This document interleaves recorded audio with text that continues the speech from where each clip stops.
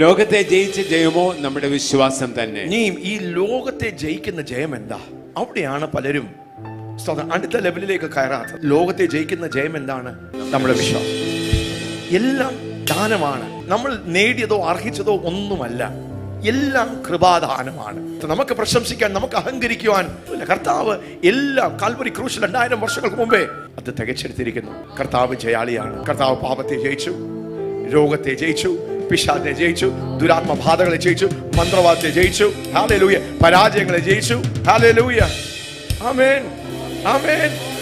നമ്മുടെ കർത്താവ് ഒരു ജയാളിയാണ്. ആമേൻ. വാഴ്ചകളെയും അധികാരങ്ങളെയും, വാഴ്ചകളെയും അധികാരങ്ങളെയും ആയുധവർഗം വെപ്പിച്ച്, ആയുധവർഗം ക്രൂശിൽ ആയുധവർഗം വെപ്പിച്ച്, ക്രൂശിൽ അവരുടെ മേൽ ജയോത്സവം കൊണ്ടാടി, ക്രൂശിൽ അവരുടെ മേൽ ജയോത്സവം കൊണ്ടാടി.